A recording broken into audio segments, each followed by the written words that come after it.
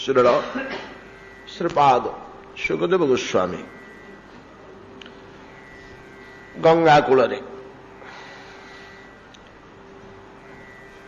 विमल विमंडित one प्रदेश परिवेष्टित पुण्यतया पतित पाविनी भागीरथी प्रवाहमाना तार पश्चिम पार्श्व उपविष्ट महाराज सम्राट परीक्षित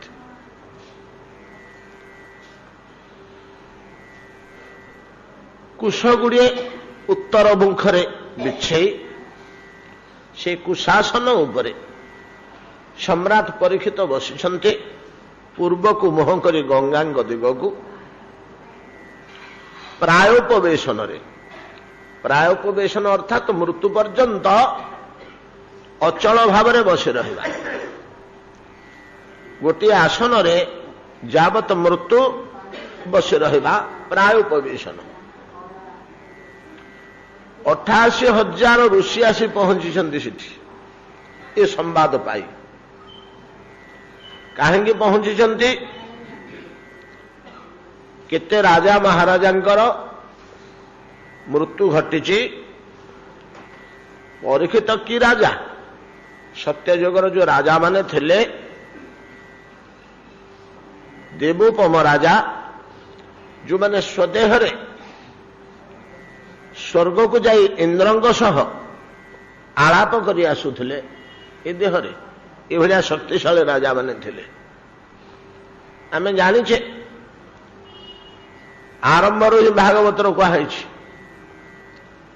ए शरीर धारण पूर्वक राजा जहांकर उदाहरण सुखदेव गोस्वामी दौरान कौन तांको ना खट्वांग तांको ना खट्वांग स्वदेह जाई देवता मानक निमंते स्वर्गरे राक्षस मानक सह युद्ध कर विताड़ित करते देवता मैंने जो कार्य को पारु नथिले ताको खट्टांग पूरण करते स्वर्गरे देवता मानक उपरे राक्षस माने आक्रमण करते से प्रतिहत करने खट्टांग को निमंत्रण करा जायथला से जाइथिले बलिंग भलिया राजा पृथु ऋषभ किए क्या नुहति राजा गुड़ाक गोटा सब राजर्षि जनकंग भलिया राजा दशरथंग भलिया राजा जे शनि महाग्रह सह युद्ध कर अटकी देते पथ शनि महाग्रह रोहिणी नक्षत्र भितर को भेद करुले तो रोहिणी नक्षत्र भितर शनि अवस्थान कले 12 बत्सर धरी दुर्भिक्ष हो ब्राह्मण माने कहले दशरथ कहले के असुविधा हम अनावृष्टि हो 12 वर्ष प्रजा मैंने खाइबे कौन बंचे केमती मु राजा मोर दायित्व धनुर्बाण धरी जाई रोकिले रोहिणी नक्षत्र सामने छड़ा हेले शनि की छाड़देले नहीं ये भलिया समर्थ राजा माने थिले से माने प्राण त्याग कला बेले तो मुनि ऋषि सेठी एति मात्रा पहुंचु नथिले 10-25 जन मध्य पहुंचवा देखाने परीक्षित सम्मुख में कहीं 88,000 ऋषि रही कौन दरकार थिला आसिले तो टिके देखी देखी पलई जाइए यहाँ भल्यूम कहीं कमी कमी जाऊे पिले आसिले तो टिके देखी देखी पलई था भल कि मंद 7 दिन काल बसी रही कहीं बहुत चिंता कर टीकाकार माने मुनि ऋषि मैंने केबे न आसवा लोक कहीं आसिले जदि आसिले सुदीर्घ 7 दिन काल मुनि ऋषि मैंने दे दौरान अଯଥା बसी इटा सहज कथा नुह पर सीना भागवत कथा शुणा मिलला तथापि 7 दिन काल बसी रहिले कौन पे कि उद्देश्य निर्णय करुछंती जे मुनि ऋषि मानकर मनरे गोटे संभावना सृष्टि हला ये परीक्षित को भगवान मातृगर्भरु रक्षा करिसंती ये ब्रह्मास्त्र रे जली जाउथला याको मातृगर्भरु रक्षा करिसंती सेतेबेले को शिशु कि जो भजन की साधन की भक्ति की ज्ञान की किसी नहीं कि भगवान को डाकिनी गर्भस्थ शिशु तो जन्म ही नहीं अधा तैयारी अवस्था अच्छी माँ पेटे भगवान निज आड़ू କୃପା କରି ତାକୁ ବଞ୍ଚେଇଲେ। ସିଏ ପିଲା କଣ ଜାଣିଥିଲା ଯେ ବ୍ରହ୍ମାସ୍ତ୍ର ଆସୁଛି ମତେ ଜଳେଇବ, ନା ସ୍ତୁତି ସ୍ତବ କରୁଥିଲା ଥୋଡେ, କିଛି ଜାଣିନଥିଲା। ଅତଏବ ଯାହାକୁ ମାତୃ ଗର୍ଭରୁ ଭଗବାନ ରକ୍ଷା କରିଛନ୍ତି ବ୍ରହ୍ମ ଅସ୍ତ୍ରରୁ, ସେ ବ୍ରହ୍ମ ଅସ୍ତ୍ର ଅପେକ୍ଷା ଆଉ ଗୋଟେ ଶକ୍ତିଶାଳୀ ଅସ୍ତ୍ର ବ୍ରହ୍ମ ଅଭିଶାପ, ବ୍ରାହ୍ମଣର ଅଭିଶାପ ତାପରେ ପଡ଼ିଯାଇଛି। ମୁନି ଋଷି ମାନଙ୍କର ବିଶ୍ୱାସ ଭଗବାନ ଯେମିତି ହେଲେ ବଞ୍ଚେଇବେ। ଗର୍ଭରୁ ବଞ୍ଚେଇଛନ୍ତି, ତାଙ୍କରି ସନ୍ତାନ କହିଲେ ଚଳେ। ତାପରେ ଏତିକି କୃପା, ଦେଖନ୍ତୁ ବ୍ରହ୍ମ ଅଭିଶାପରୁ ବଞ୍ଚେଇବେ। ବଞ୍ଚେଇବେ ଯେ ବ୍ରହ୍ମ ଅଭିଶାପରୁ ବଞ୍ଚେଇବେ କେମିତି? ତା ପାଇଁ ତ କିଛି ରାସ୍ତା ନାହିଁ। ମୁନି ଋଷି ମାନେ ତ ଅଜ୍ଞ ରୁହନ୍ତି, ସେଟା ପରମ ବିଜ୍ଞ, ପରମ ବିଜ୍ଞ ତ୍ରିକାଳଦର୍ଶୀ, ଜ୍ଞାନର ଶେଷ ସୀମାରେ ପହଞ୍ଚିଛନ୍ତି। ସେ ବୁଝିପାରୁଛନ୍ତି ବ୍ରାହ୍ମଣ ଅଭିଶାପକୁ ଅତିକ୍ରମ କରି ଯିବା ନିମନ୍ତେ କୌଣସି ଉପାୟ ନାହିଁ, ତାକୁ ପ୍ରତିହତ କରିଦେବା ପାଇଁ କୌଣସି ପଥ ନାହିଁ, ବାଟ ନାହିଁ। ଏଣେ ଅନ୍ୟ ଦୃଷ୍ଟିରୁ ବିଚାର କଲେ ଭଗବାନ ହେଉଛନ୍ତି କର୍ତ୍ତୁମ ଅକର୍ତ୍ତୁମ ଅନ୍ୟଥା କର୍ତ୍ତୁମ ସମର୍ଥ। ଯଦି ସେ ପରୀକ୍ଷିତକୁ ରକ୍ଷା କରିବାକୁ ଚାହିଁବେ ତାହେଲେ ଯେମିତି ହେଲେ ବଞ୍ଚେଇ ଦେବେ, ରକ୍ଷା କରିଦେବେ, ତାଙ୍କ ପାଇଁ କିଛି ଅସମ୍ଭବ ନାହିଁ। କିନ୍ତୁ ୟାର ପଥ କିଛି ନାହିଁ। ଦେଖିବା ନା ଭଗବାନ କେମିତି କୌଶଳ କରୁଛନ୍ତି, କଣ କରୁଛନ୍ତି, କେମିତି ପରୀକ୍ଷାକୁ ରକ୍ଷା କରିବେ। ଏଇ ଜିନିଷଟି ଅନୁଭବ କରିବା ନିମନ୍ତେ ମୁନି ଋଷିମାନେ ବସିଛନ୍ତି। ଆଉ ଶୁକଦେବ ଗୋସ୍ୱାମୀ ଦୈବାତ ଆସି ପହଞ୍ଚିଲେ। ପରୀକ୍ଷିତ ତାଙ୍କୁ ପ୍ରଶ୍ନ କଲେ, ଅନ୍ତିମ ସମୟରେ ମନୁଷ୍ୟର କର୍ତ୍ତବ୍ୟ କଣ? ଅନେକ ପ୍ରଶ୍ନ ଅଛି ପରୀକ୍ଷିତଙ୍କର। ତା ଭିତରେ ସାର ଏଇ ଜିନିଷଟି ଯେ ଶେଷ କାଳରେ ଯେତେବେଳେ ଆମେ ଜାଣିଗଲେ ଯେ ମୋର ବଞ୍ଚିବାର ଆଶା ନାହିଁ, ମୋର କଣ କରିବା କର୍ତ୍ତବ୍ୟ, ସେତେବେଳେ ସେତିକି ବେଳେ ତ ଗୋଟିଏ ମାତ୍ର କର୍ତ୍ତବ୍ୟ, ହରି ସ୍ମରଣ। ହରି ସ୍ମରଣ, ଭଗବାନଙ୍କୁ ସ୍ମରଣ କରିବା। ଏ ସ୍ମରଣଟି ଏଭଳିଆ ଗୋଟିଏ ଜିନିଷ, ଆମେ ପୂର୍ବରୁ ସ୍ମରଣ ସମ୍ବନ୍ଧରେ ଆମେ ବହୁତ କଥା ଆଲୋଚନା କରିଛେ। ହରିସ୍ମରଣ ବିଷୟରେ ଯେତେ ଆଧ୍ୟାତ୍ମିକ କାର୍ଯ୍ୟକ୍ରମ ସବୁଥିରେ ସ୍ମରଣଟା ଲାଗି ରହୁଛି। ଦେହ ଭିତରେ ପ୍ରାଣର ଯେମିତି ପ୍ରାଧାନ୍ୟ, ଆଧ୍ୟାତ୍ମିକ କର୍ମାନୁଷ୍ଠାନ ଭିତରେ ଯଜ୍ଞ ଜପ ତପ ହୋମ ଦାନ ଧ୍ୟାନ ପୂଜା ତୀର୍ଥ ଉପାସନା ଇତ୍ୟାଦି ଯେତେ ସତ୍କର୍ମ ଅନୁଷ୍ଠାନ ଅଛି, ହରି ସ୍ମରଣଟା ତା ଭିତରେ ପ୍ରାଣ ତୁଲ୍ୟ। ଯଦି ସ୍ମରଣ ନାହିଁ ତାହେଲେ କାର୍ଯ୍ୟଟା ଆଲୋଚନା କରିଛେ ତ ଆମେ ଏ ବିଷୟରେ 2-4 ଦିନ ତଳେ। ସବୁଥିରେ ସ୍ମରଣଟା ଅନିବାର୍ଯ୍ୟ ଭାବରେ ରହୁଛି। ବରଂ କିଛି କର୍ମ ନ କରି ଖାଲି ସ୍ମରଣ କଲେ ମଧ୍ୟ ତାର ଫଳ ଅନନ୍ତ। ଏ ଯୋଉ ସ୍ମରଣ, ଏ ସ୍ମରଣ କାର୍ଯ୍ୟଟି ହିଁ ତାଙ୍କୁ କରେଇଲେ ପରୀକ୍ଷିତଙ୍କୁ, ଆଉ କିଛି କରେ ନା। ତୁମେ ଭଗବାନଙ୍କୁ ଭୁଲି ଯାଅ ନାହିଁ ଅନ୍ତିମ ସମୟରେ। ଅନ୍ତିମ ସମୟରେ ପ୍ରାଣ ଯିବା ସମୟରେ ଭଗବାନଙ୍କୁ ବିସ୍ମରଣ ହେଇଯାଅ ନା, ଭଗବାନଙ୍କୁ ସ୍ମରଣ କର। କେମିତି ସ୍ମରଣ କରିବ? ତମେ ତ ପ୍ରାୟ ପ୍ରବେଶନରେ ବସିଗଲ ସଂକଳ୍ପ କରିକିରି, ତମେ ତାକୁ ଉଠିକିରି କିଛି କରିପାରିବନି। କୌଣସି କାର୍ଯ୍ୟକ୍ରମ ଆଧ୍ୟାତ୍ମିକ ଅନୁଷ୍ଠାନ ତ ଅଙ୍ଗ ଅବୟବ ହସ୍ତ ପାଦ ଦ୍ୱାରା କରିବନି, ବସି ରହିବା କଥା।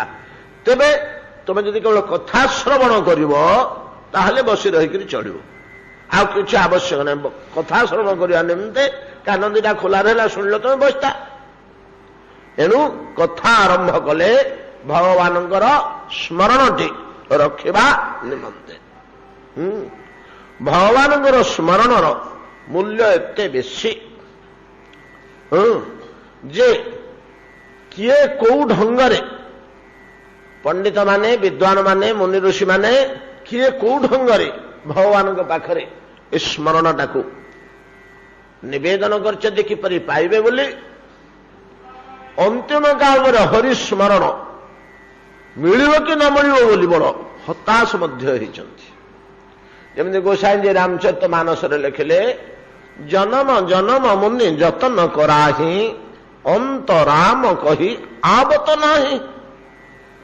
ଜନ୍ମ ଜନ୍ମ ଧରି ଯତ୍ନ କରୁଛନ୍ତି।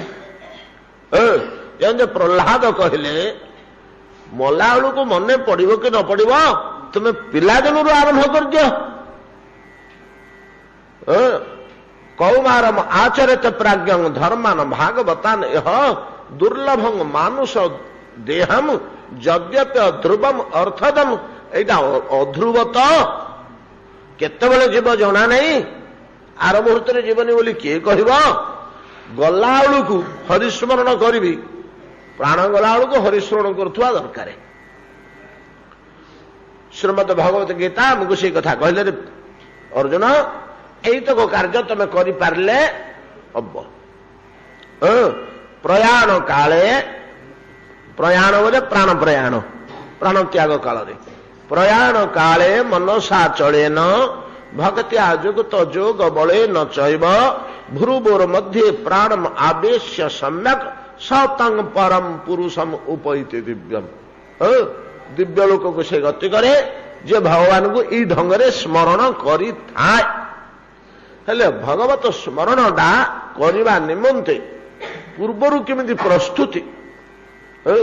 ଜଣେ କବି କିମ୍ବା ବିଦ୍ୱାନ କି ପଣ୍ଡିତ ବଡ଼ ସୁନ୍ଦର ଭାବରେ କହିଛନ୍ତି, ହେ କୃଷ୍ଣ ତବ ପାଦ ପଙ୍କଜ ପିଞ୍ଜରାନ୍ତେ ଅଦ୍ୟୈବ ମେ ବିଶତୁ ମାନସ ରାଜହଂସ ପ୍ରାଣ ପ୍ରୟାଣ ସମୟେ କଫବାତ ବିତ୍ତେ କଣ୍ଠାବରୋଧନ ପର ସ୍ମରଣମ୍ କୁତୋସ୍ତେ।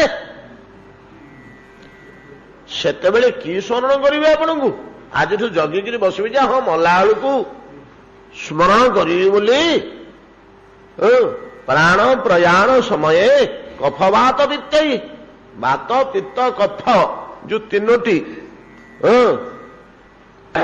ତତ୍ଵ ଆମର ଦେହଟିକି ପରିଚାଳନା କରୁଛନ୍ତି, ଏ ଦେହଟି କଫ ବାତ ପିତ୍ତ ଦ୍ୱାରା ଚାଳିତ ହେଉଛି। ଇଏ ତିନିହେ ଇଏ ଦେହଟିକି କଣ କରିବେ? ପ୍ରାଣ ପ୍ରଣୟ ସମୟରେ ଏମାନେ ହିଁ ପ୍ରାଣକୁ ଭିତରୁ ବାହାର କରନ୍ତି। କଣ୍ଠାବରୋଧନ ପର, ଏ ତ ତଣ୍ଟିକି ଚିପିଦେବେ ସେତିକି ବେଳେ ସେ କଲବଲ ବ୍ୟାକୁଳ ତା ସମୟରେ ମୁଁ ଆପଣଙ୍କର କି ସ୍ମରଣ କରିବି? କେତେ ସୁନ୍ଦର ଶ୍ଲୋକଟିଏ। ଏବଂ ପ୍ରଭୁ ଆଜିଠୁ ମୋ ମନଟା ଆପଣଙ୍କ ପାଦ ପଙ୍କଜ ଭିତରେ ପଶିଯାଉ। ମୋ ମନ ବଡ଼ ଚଞ୍ଚଳ ହେ ପ୍ରଭୁ, ସେ ମୋଟା ରହିବନି ଗୋଟେ ଜାଗାରେ, ଇଆଡେ ବୋଲି ସିଆଡେ ପଳେଇବ। ତେଣୁ ତାକୁ ଜନ୍ତାରେ ପକେଇଲା ଭଳିଆ ଯଦି ଆପଣଙ୍କ ପାଦ ପିଞ୍ଜରା ଭିତରେ ବାନ୍ଧି ଦିଆଯାଏ, ନାଇଁ କି? ଯେମିତି ପକ୍ଷୀଟିଏ ପଶୁଟିଏ ଇଆଡେ ସିଆଡେ ପଳେଇବ ବୋଲି ଆମେ ତାକୁ ପିଞ୍ଜରା ଭିତରେ ପକେଇ ଦଉ, ସେମିତି ଆପଣଙ୍କ ପାଦ ପଙ୍କଜ ରୂପକ ପିଞ୍ଜରା ଭିତରେ ଆବଦ୍ଧ ହେଇକିରି ମୋ ମନଟି ଆଜିଠୁ ରହୁ। ହେ କୃଷ୍ଣ ତବ ପାଦ ପଙ୍କଜ ପିଞ୍ଜରାନ୍ତେ ଅଦ୍ୟୈବ, ଏବେଠାରୁ ବିଶତୁ ମାନସ ରାଜହଂସ ପ୍ରାଣ ପ୍ରୟାଣ ସମୟେ କଫବାତ ବିତ୍ତେ କଣ୍ଠାବରୋଧନ ପର ସ୍ମରଣମ କୁତହତେ। ଆପଣଙ୍କର ସ୍ମରଣ କୋଉଠୁ ମିଳିବ? ଏଇଭଳିଆ କାତର ପ୍ରାର୍ଥନା କରିଛନ୍ତି। କିଏ କୋଉଠି ସ୍ମରଣ ଟିକକ ପାଇଁ ସେଇ ସ୍ମରଣ ବଡ଼ ସୁଲଭ ହେଇଯାଇଛି ବିଭୁ କୃପାରେ। ଆଜି ଅକ୍ରୂରଙ୍କୁ ନାନା କଥା ଚିନ୍ତା କରି କରି କରି ପଥ ମଧ୍ୟରେ ଭଗବାନଙ୍କର ଅଭିମୁଖରେ ଅଗ୍ରଗତି କରୁଛନ୍ତି ଅକ୍ରୂର। ତ ପଥ ମଧ୍ୟରେ ନାନା କଥା ସ୍ମରଣ କରୁ କରୁ ପରବର୍ତ୍ତୀ ଶ୍ଲୋକରେ ଗୋଟେ ସୁନ୍ଦର ବାକ୍ୟ କହୁଛନ୍ତି, ସମରହଣମ ଯତ୍ର ନିଧାୟ କୌଶିକ ତଥା ବଳିଶ୍ଚାପ ଜଗତତ୍ରୟେନ୍ଦ୍ରତାମ୍ ଯଦବା ବିହାରୋ ବ୍ରଜ ଯୋଷିତାଂ ଶ୍ରମଂ ଯଦବା ବିହାରେ ବ୍ରଜ ଦୋଷିତାଂ ଶ୍ରମଂ ସ୍ପର୍ଶେନ ସୌଗନ୍ଧିକ ଗନ୍ଧ୍ୟମାମୁଦତ୍ ସ୍ପର୍ଶେନ ସୌଗନ୍ଧିକ ଗନ୍ଧ୍ୟ ପାନୁଦତ୍। ସମରହଣଂ ଯତ୍ର ନିଧାୟ କୌଶିକ ତଥା ବଳିଶ୍ଚାପ ଜଗତତ୍ରୟେନ୍ଦ୍ରତାମ୍ ଯଦବା ବିହାରେ ବ୍ରଜ ଯୋଷିତାଂ ଶ୍ରମଂ ସ୍ପର୍ଶେନ ସୌଗନ୍ଧିକ ଗନ୍ଧମାନୁଦତ୍। ତ ଅକ୍ରୂର କଣ ଚିନ୍ତା କରୁଛନ୍ତି? ପୂର୍ବ ଶ୍ଳୋକରେ ଅକ୍ରୂର କହିଦେଇଛନ୍ତି ଯେଉଁ ଶ୍ଳୋକଟିକେ ଆମେ 3 ଦିନ 4 ଦିନ ଧରି ଘାଣ୍ଟିଲେ ଆଉ ଛୁଇଁମାନେ ବୋଲି ଛାଡ଼ି ଦେଇ ପଳେଇ ଆସିଲେ, ଡରେ ମୁଁ ଆଉ ସେ ଭିତରେ ନ ପଶି ବାହାରେ ବାହାରେ ଆସିଲି କଥାବସ୍ତୁକୁ, ଫେର ସେ ଶ୍ଳୋକ ଆମକୁ ବାଧ୍ୟ କରୁଛି ତା ଭିତରେ ପଶିବାକୁ। ଯେତେ ଆମେ ନ ପଶିବା ବୋଲି କହିଲେ ଫେର ଆମକୁ ତା ଭିତରେ ପଶିବାକୁ ବାଧ୍ୟ କରୁଛି। ସେ ପୂର୍ବୋକ୍ତ ଶୁଣୁଛି, ଆଜ୍ଞା ସେ ଶୁଣୁଛି, ସେ ମୂଲ୍ୟବାନ ଶ୍ଳୋକ। ଭଗବାନଙ୍କର କରପଙ୍କଜ ମସ୍ତକରେ ଧାରଣ କରିବାକୁ ଲୋଭ କରୁଛନ୍ତି ଅକ୍ରୂର। ପ୍ରଭୁଙ୍କର ସ୍ନେହ ଆଉଁସା ଟିକେ ପାଇଯିବେ, ଭଗବାନ ଟିକେ ସ୍ନେହରେ ଆଉଁସି ଦେବେ, କଣ କମ କଥା? କମ କଥା? ବାପା କି ମା କି ଅଜା କି ଆଈ ଟିକେ ସ୍ନେହରେ ଆଉଁସି ଦେଲେ ଆମକୁ କଣଟେ ଲାଗିଯାଉଛି ସେତିକି ବେଳେ? ଏ ସଂସାରଟା ସ୍ନେହ କାଙ୍ଗାଳ। ଏ ଜଗତରେ ପ୍ରତ୍ୟେକଟି ଜୀବ ସ୍ନେହ ଟିକେ ଚାହେଁ। ସ୍ନେହ ଟିକକ ହିଁ ଏ ଜଗତରେ ଅମୃତ। ସ୍ନେହ, ଶ୍ରଦ୍ଧା, ଭଲ ପାଇବା ଏଉଟି ହେଉଛି ଅମୃତ। ୟାଠୁ ବଳି ତୃପ୍ତିକର ଜିନିଷ ଆଉ କିଛି ନାହିଁ ମନୁଷ୍ୟ ନିମନ୍ତେ। ମନୁଷ୍ୟ ନିମନ୍ତେ ମନୁଷ୍ୟ ଠାରୁ ଟିକେ ପାଇଲେ। ଜଣଙ୍କ ଘରକୁ ଆମେ ଯାଇଛେ, ବନ୍ଧୁଟିଏ ନାନାବିଧ ଆୟୋଜନ କରିଛନ୍ତି ଆମର ଭୋଜନ ଓ ସ୍ୱାଗତ ବ୍ୟବସ୍ଥା ପାଇଁ, ନାନା ପ୍ରକାରର ବେଶ ସୁନ୍ଦର ସେଠି, କିନ୍ତୁ ଆମ ପ୍ରତି ତାଙ୍କର ଏସବୁ କାର୍ଯ୍ୟ ଗୁଡା କରିଛନ୍ତି ସିନା, ସେତେଟା ସ୍ନେହ ଶ୍ରଦ୍ଧା ନାହିଁ, ଏତେଟା ସ୍ନେହ ଶ୍ରଦ୍ଧା ନାହିଁ। କାରଣ ବାଧ୍ୟତାମୂଳକ କରିଛନ୍ତି ସିନା, ପ୍ରୀତି ନାହିଁ ସେଗୁଡାକରେ। ଆମକୁ କେତେ ଦୂର ରୁଚିବ? ଯେମିତି କୃଷ୍ଣ ଗଲାବେଳକୁ ଦୁର୍ଯ୍ୟୋଧନ ବିପୁଳ ବ୍ୟବସ୍ଥା କରିଥିଲେ, ବାଧ୍ୟତାମୂଳକ। ଭୀଷ୍ମ ଦ୍ରୋଣ କହୁଛନ୍ତି, ଧୃତରାଷ୍ଟ୍ର କହୁଛନ୍ତି, ସେମାନେ ନା ନା ଏଇ ପ୍ରକାର ସବୁ କରିବାକୁ ହେବ, କେବଳ ବିଦୁରଙ୍କୁ ହିଁ ଦାୟିତ୍ୱ ଦେବାକୁ ହେବ। ତମେ ଯୋଉ ତମେ କିଛି କରିବନି, ତମେ ରହିବନି ଏଠି, ଦୁର୍ଯ୍ୟୋଧନ ପଳା। ବିଦୁର ଏଠି ରହିବେ ମୁଖ୍ୟ ହିସାବରେ, ସମସ୍ତ ଦାୟିତ୍ୱ ସେ ବହନ କରିବେ, ଆଉ ତମେ ଭଣ୍ଡାର ମୁକ୍ତ କରିଦିଅ, ଯାହା ସେ କରିପାରିବ କୃଷ୍ଣଙ୍କ ସ୍ୱାଗତ ପାଇଁ। ସବୁ ହେଲା ସିନା, ସେଥିରେ ଦୁର୍ଯ୍ୟୋଧନ କରିଥିଲେ ସବୁ, କିନ୍ତୁ ଦୁର୍ଯ୍ୟୋଧନଙ୍କର ଆନ୍ତରିକତା ନଥିଲା, ସ୍ନେହ ନଥିଲା, ଶ୍ରଦ୍ଧା ନଥିଲା, ପ୍ରୀତି ନଥିଲା। ସେ କୃଷ୍ଣଙ୍କୁ ସେତିକି ଭଲ ପାଉନଥିଲେ। କଣ ଦରକାର? ଆମେ ତ ତଡ଼ି ଦେଇଛୁ ପାଣ୍ଡବମାନଙ୍କୁ, ସେ ତ ଗଲେ ଗଲେ, କଣ ବି ଆଉ ଥରେ 5 ଖଣ୍ଡ ଗାଁ କାହିଁକି ଦେବୁ? ଇଏ ଗୋଟେ କାହିଁକି ପାଲା ଲଗେଇଛନ୍ତି? ତ ସେଇଭଳିଆ ଜଣଙ୍କ ଘରକୁ ଆମେ ଯାଇଥିବା, ସେ ବିପୁଳ ବ୍ୟବସ୍ଥା କରିଛନ୍ତି, ସ୍ନେହ ଶ୍ରଦ୍ଧା ଟିକେ ଯଦି ନାହିଁ, ଆସ ଯା ଯା ତମେ ସେଠି ଯା, ସେ ଘରେ ରହିବ, ସେଠି ଖାଆ ପିଆ କରିବ, ବ୍ୟବସ୍ଥା ହେଇଛି, ମତେ ଆଉ ଡାକିବନି।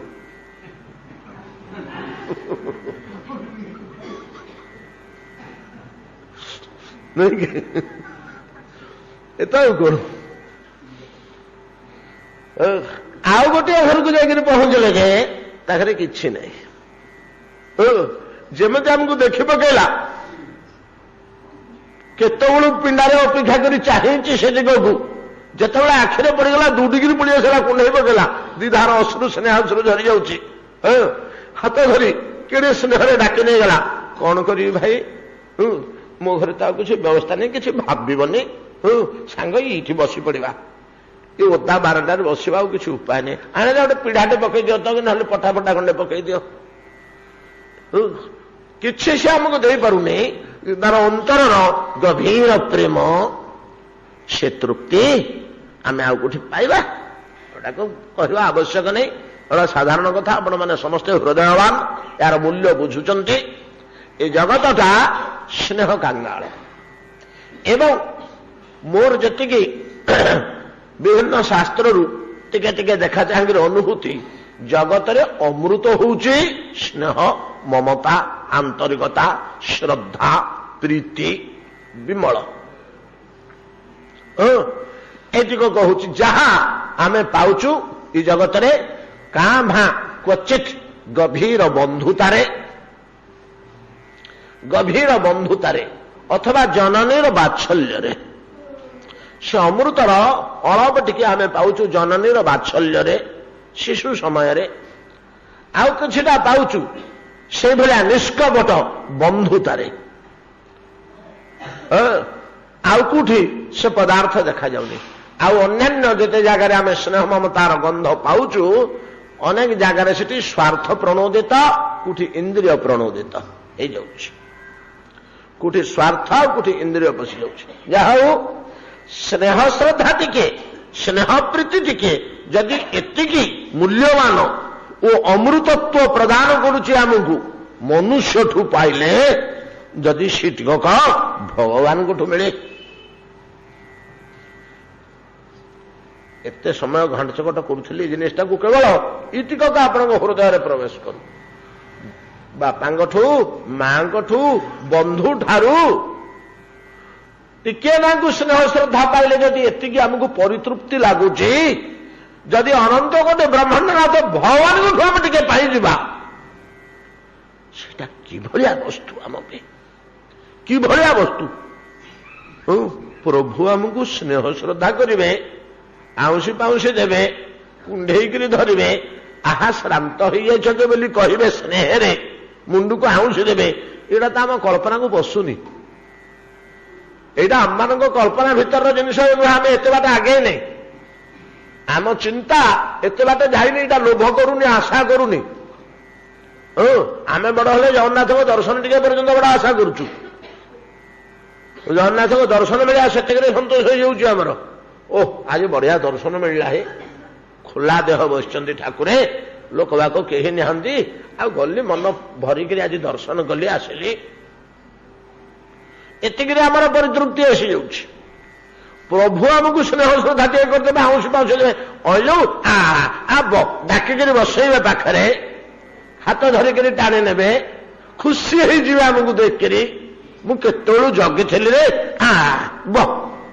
ଏ ପର୍ଯ୍ୟନ୍ତ ଆମର କଳ୍ପନା ଯାଇନି, ଆମର ଚିନ୍ତାଧାରା ଏତେ ବାଟ ପର୍ଯ୍ୟନ୍ତ ଯାଇନି। ଆମେ ଏ ଲୋଭ କେତେବେଳେ, ଏ ଭାବ କେତେବେଳେ ହେଲେ ଆମ ଅନ୍ତଃକରଣ ଭିତରେ ଅଙ୍କୁରୁନି, ଯୋଉଟା ଅକୁର ରଙ୍ଗର ହଉଛି।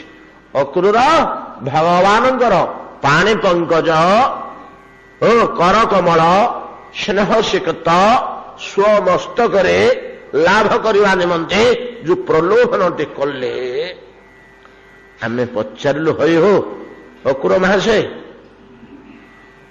କଣ ଏମିତି ଖୁସିଟେ ହେଇଯାଉଛ ମ? ଏଡେ ଖୁସି କଣ ପାଇଁ? କଣ ଅଛି କେମିତି ସେ ହାତରେ? ସେ ହାତରେ ଏମିତି କୋଉଟେ ଅଛି ଯେ ସେ ତମ ମସ୍ତକରେ ଟିକେ ବାଜିଗଲେ ତମେ ଚରମ ପରମ କୃତାର୍ଥ ହେଇଯିବ ବୋଲି ଭାସି ଯାଉଛ। ସେ ହାତ ଟିକେ ବାଜିଗଲେ ତାର ମୂଲ୍ୟ କେତେ? 3 ଦିନ ଧରି ତାର ମୂଲ୍ୟାୟନ କରିବାକୁ ଆମେ ପଶିଲୁ ସିନା, ଧରିପାରିଲୁନି କିଛି। ପ୍ରହ୍ଲାଦ କଣ ଟିକେ ପାଇଥିଲେ ବୋଲି ତାର ସାମାନ୍ୟ ସୂଚନା, ଯୁଧିଷ୍ଠିରଙ୍କର କ୍ଷୋଭ ଆଉ ପ୍ରହ୍ଲାଦଙ୍କର ଅନୁଭବ ରୁ ସାମାନ୍ୟ ଟିକେ ଚେଷ୍ଟା କଲୁ ସଂଗ୍ରହ କରିବା ପାଇଁ, ଯେ କିଛି ଧରି ହେଲାନି କି ବୁଝି ହେଲାନି। ଏମିତି ତମେ ଏଡେ ଖୁସି ହେଇଯାଉଛ, କି ହାତ କି ସେ ଏମିତି? ଏଭଳିଆ 5ଟି ଆଙ୍ଗୁଠି ତ, ଚମଡ଼ା ତିଆରି ତ, ହେଲା ଆମର 5ଟା 7ଟା ରେଖା ଅଛି। ସେ ଭାଗ୍ୟବାନ ଲୋକ କହିଥିଲେ 10-12ଟା ରେଖା ଥିବ, ଭଲ ଭଲ ରେଖା। ଆଉ କୋଉଟା ଅଲଗା? ଏଇ ହାତ ତ, ଏମିତିକା ହାତଟେ ତ। ଅକ୍ର କହୁଛନ୍ତି, ନାଇଁ ଆଜ୍ଞା, ଏମିତିକା ହାତ ନେଇ, ଆମ ହାତ ଭଳିଆ ଶୀତ ଦିନିଆ ଫାଟୁରା ଚୋପା ଛାଡିଥିବା ହାତ ନୁହଁ।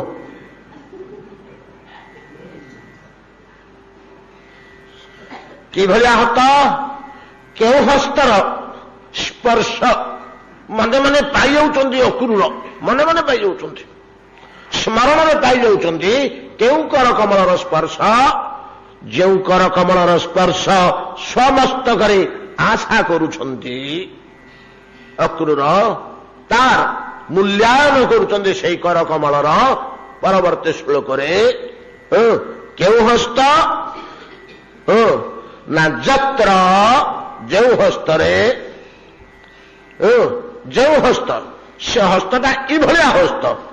ସମରହଣ ଯତ୍ର ନିଧାୟ କୌଶିକ ତଥା ବଳିଶ୍ଚାପ ଜଗତ ତ୍ରୟେନ୍ଦ୍ରତାମ୍ ଯଦବା ବିହାରେ ବ୍ରଜ ଯୋଷିତାଂ ଶ୍ରମଂ ସ୍ପର୍ଶେନ ସୌଗନ୍ଧିକ ଗନ୍ଧ୍ୟପାନୁଦତ। ସମରହଣମ ଯତ୍ର ନିଧାୟ କୌଶିକ। ସମରହଣମ ଦାନ ଯୋଗ୍ୟ ଉପକରଣ, ଦାନ ଯୋଗ୍ୟ ଉପକରଣ। ପୂଜୋପକରଣକୁ ମଧ୍ୟ ସମରହଣ କୁହାଯାଏ।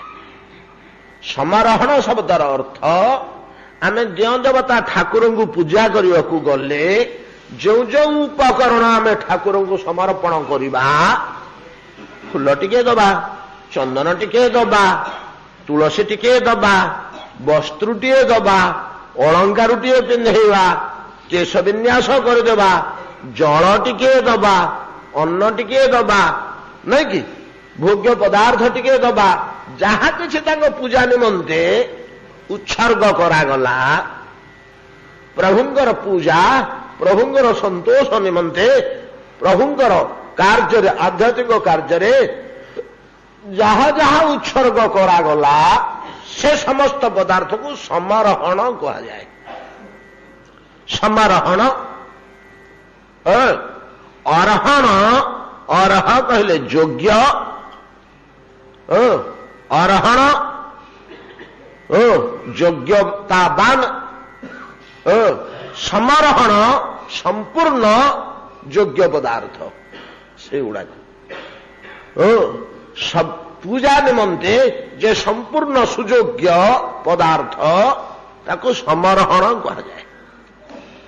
ଯତ୍ର ଯେଉଁ ହସ୍ତରେ ସମରହଣଂ ଯତ୍ର ନିଧାୟ କୌଶିକ, ଯତ୍ର ନିଧାୟ ଯେଉଁ କରକମଳରେ ଥୋଇଦେଲେ, ସେ ହାତ ବଢେଇ ଦେଇଛନ୍ତି, ସେ ହାତରେ ଥୋଇଦେଲେ, ନିଧାୟ ଅର୍ପଣ କଲେ, ସମରହଣ ଉପକରଣ ଗନ୍ଧ ପୁଷ୍ପାଦି ଜଳ ତୋୟାଦି ତୁଳସୀ ପ୍ରଭୃତି ଅର୍ପଣ କଲେ, ସେ କରକମଳ, ଯେଉଁ କରକମଳକୁ ମୁଁ ମସ୍ତକରେ ସ୍ପର୍ଶ ନିମନ୍ତେ ଆଶା କରୁଛି, ସେ କରକମଳ କିଦୃଶ ନା ଏଭଳିଆ ଗୋଟିଏ କରକମଳ, ସେ ହସ୍ତ, ଯୋଉ ହସ୍ତରେ କୌଶିକ ଇନ୍ଦ୍ର,